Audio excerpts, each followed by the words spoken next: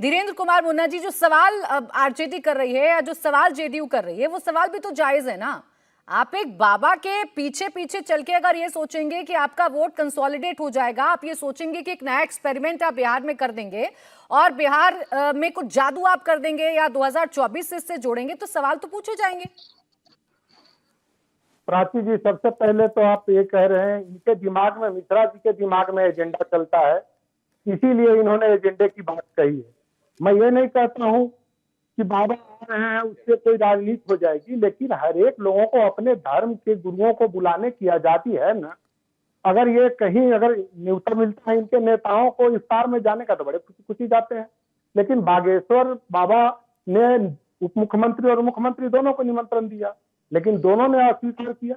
इसी कारण की तो हद है ना। ये हर एक धर्म में आप जाते हैं, कौन मना करता है, जाइए।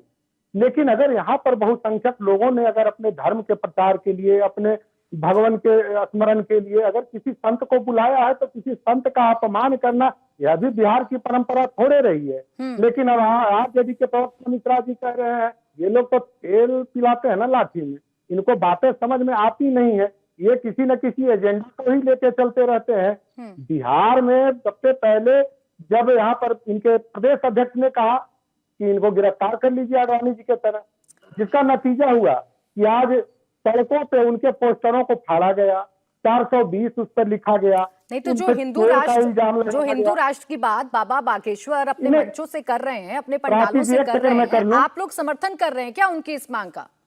मैं समर्थन सभी धर्मों का करता हूँ, सभी संतों का करता हूँ। बाबा कोई संवैधानिक दे रहे हैं क्या बयान?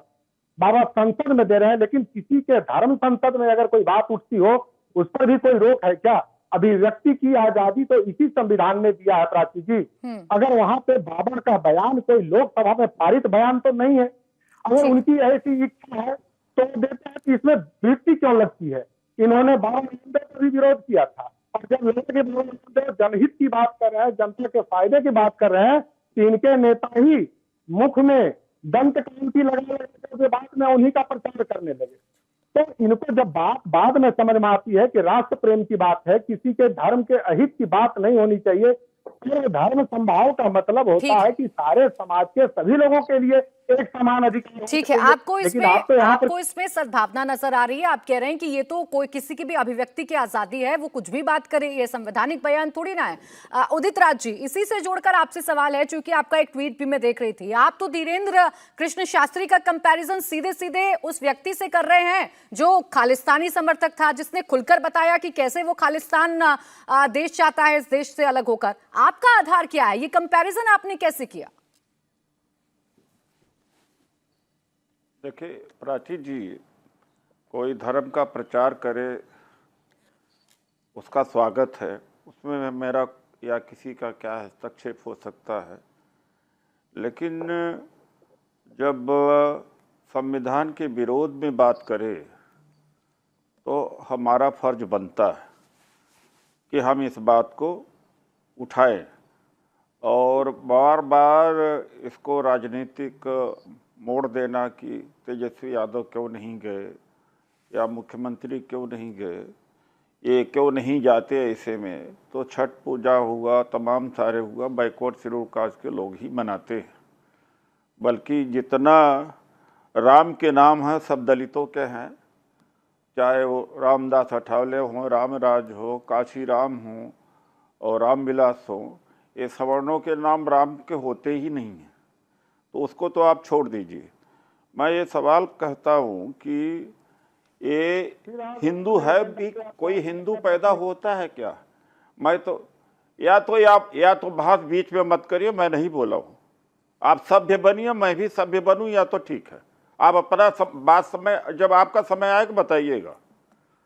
कोई हिंदू पैदा होता क्या? मैं तो गांव में पैदा हुआ, वो गडरिया का बेटा पैदा हुआ, वो चमरवा का पैदा हुआ, वो खटिक का पैदा हुआ, ब्राह्मण पैदा हुआ। कौन हिंदू का पैदा हुआ है भाई? बता दे मुझे।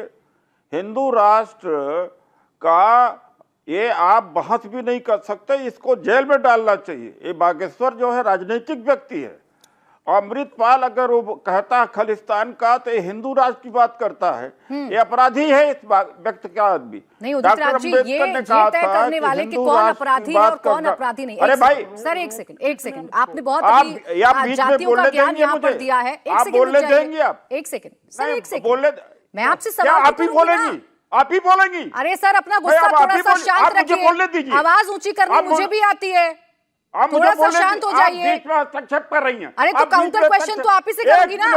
जातियों का अगर लंबा चौड़ा ज्ञान आप मुझे यहाँ पर देंगे और एक शख्स को आप सीधे सीधे अपराधी कह देंगे, तो मैं तो काउंटर करूंगी आपसे। आप मेरी मैं बात तो को आपसे पूरा काउंटर करिए। करूंगी। मेरी बात को पूरा करने दीजिए। आप खुद अपराधी पहले हैं। मेरी बात सुनिए, हिंदू पहले मेरा सवाल सुनिए, तो कर रहा हूं। पहले मेरा सवाल सुनिए खालिस्तानी नहीं सर। उदित राज जी पहले मेरा सवाल सुन लीजिए, उसके बाद जवाब देते रहिएगा, बताते रहिएगा अपने जातियों के ज्ञान को। और सर बेवजह अगर आप आवाज ऊंची करेंगे और अपना गुस्सा जाहिर करेंगे तो मुझे भी आता है। मेरी बात तो पूरा होने दीजिए।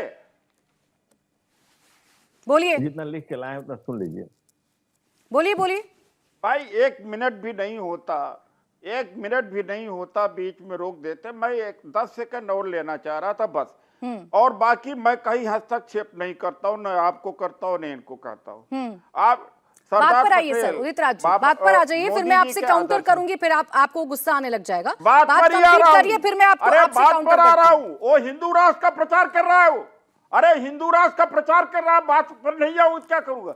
बागेश्वर पर बात कर रहा हूँ, दिन भर हिंदू राष्ट्र का बात कर रहा है। मुद्दे पर ही तो आ रहा हूँ। चर्चा तो बागेश्वर के ऊपर है। सरदार पटेल ने कहा था हिंदू राष्ट्र की बात करना पागलपन है, तो मोदी जी के आदर सरदार पटेल है। ये संविधान विरोधी काम कर रहा है। अमृतपाल जब खालिस्तान की मांग करता है तो आतंकवादी बनता। बागेश्वर आतंकवादी नहीं हुआ क्या? क्या कर रहा है भाई होकर के? इंडिया टीवी हर वक्त हर जगह डाउनलोड करने के लिए सर्च करें India TV news Google play store या ऐप स्टोर पर।